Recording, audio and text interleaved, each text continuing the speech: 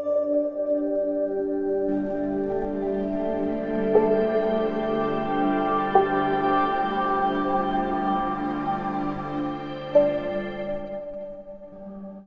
बार की बात है, रमा की दो बहुएं थी, रश्मि और इंदु। एक को वो अपनी पसंद से लेके आई थी और दूसरी उसके खुद के बेटे ने पसंद की थी, जिसका नाम इंदु था। इंदु को उसकी सास पसंद नहीं करती थी और दूसरी बहू रश्मि को बहुत पसंद करती थी। रश्मि, इधर तो आओ, देखो तुम्हारे लिए मैंने कंगन बनवाए हैं।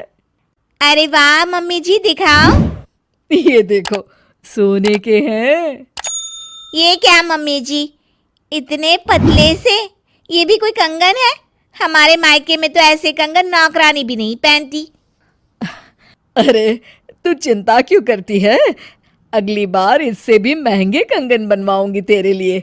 अभी के लिए तो रख ले बेटा। चलो ठीक है, आप कह रही हैं तो। मम्मी जी, मेरे लिए आप कुछ नहीं लाई?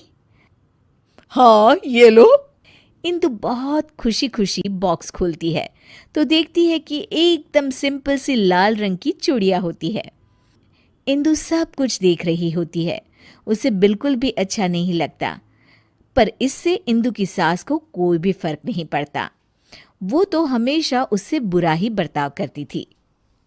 इंदु, ये खाना कैसा बनाया है? क्या हुआ मम्मी जी? अरे, इसमें तो नमक ही नहीं है। नमक आपको मना है ना मम्मी जी, आपका बीपी बढ़ा हुआ था इसलिए। इंदु, तू मुझे मत सिखा, समझी? जैसा खाना सबके लिए बनता है वैसा ही खाना मेरे लिए भी बनाया कर। सासू माँ की डांट खाकर इंदु अपने कमरे में आ जाती है और हम देखते हैं कि वो कोई आम लड़की नहीं है, बल्कि उसके पास सुपर पावर है। चुटकी बजाती है और कमरा अपने आप साफ हो जाता है। पर घर के सारे काम वो अपने आप ही करती थी। सफाई करना, कपड़े धोना, खाना बनाना, ये सब उसने बहू बनने के लिए सीख लिया था। इंदु, एक काम तुम ठीक से नहीं करती।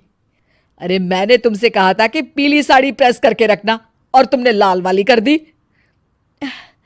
सॉरी मम्मी जी, घर में इतना सारा काम होता है, मुझसे गलती हो गई। कितना काम होता है सब दिखता है मुझे।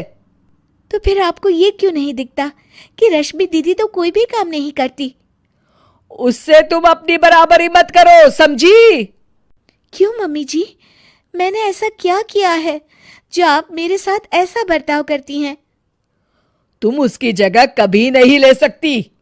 उसे मैं पसंद करके लाई थी और तुम। मैं क्या मम्मी जी, रुक क्यों गई? तभी वहां रश्मि आ जाती है। तुम तो अनाथ थी, समझी? वो तो आकाश भैया पता नहीं कहां से तुम्हें पसंद करके लाए और हमारे ऊपर थोप दिया। इंदु को ये सब सुनकर बहुत बुरा लगता है और वो अपने कमरे में चली जाती है। फूट फूट कर रोने लगती है। इतने में अचानक उसकी माँ की रूह उसके सामने आ जाती है। इंदु, उठो बेटा। माँ, ये लोग मुझे बहुत बुरा भला कहते हैं। कोई बात नहीं बेटा, तुम आकाश से बहुत प्यार करती हो, इसीलिए तो इंसानों की दुनिया में रह रही हो। मैं तो तुमसे हमेशा से कहती आई हूं कि चलो यहां से अपनी दुनिया में। हाँ माँ, पर अब मुझसे बर्दाश्त नहीं होता। तो चलो मेरे साथ वापस हमारी अपनी दुनिया में इंदु। हाँ माँ, मैं आपके साथ ही जाना चाहती हूँ। तुमने सच में मन बना लिया है ना बेटा? हाँ माँ, मैं आपके साथ ही जाऊंगी। इंदु अपनी माँ के साथ वापस जा ही रही होती है कि तभी उसे कुछ बुरा होने का एहसास होता है। एक मिनट माँ, मुझे लग रहा है कि कुछ बुरा होने वाला है। इंदु भागते भागते बाहर आती है तो देखती है कि सासू माँ सीढ़ियों से उतर रही होती है और उनका पैर फिसलने ही वाला होता है।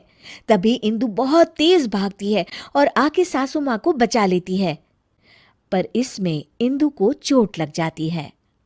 मम्मी जी, आप ठीक तो है ना? आपको चोट तो नहीं आई मम्मी जी?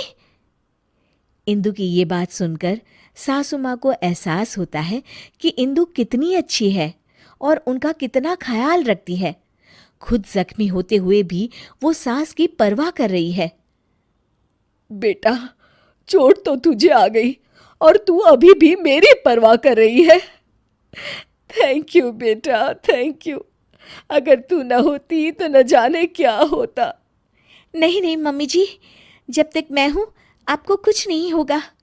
मुझे माफ कर देना बहू, मैंने हमेशा तेरे साथ बहुत बुरा बर्ताव किया। अरे नहीं मम्मी जी, प्लीज आप इस तरह माफी मत मांगिए। इंदु, इधर तो आओ बहू। जी मम्मी जी। ये लो तुम्हारे लिए। ये क्या है मम्मी जी? इंदु बॉक्स खोलती है तो उसमें सोने के कंगन होते हैं। मेरी फेवरेट बहू के लिए एक तोहफा। इंदु खुश हो जाती है और अपनी सास के गले लग जाती है। Thank you mummy ji.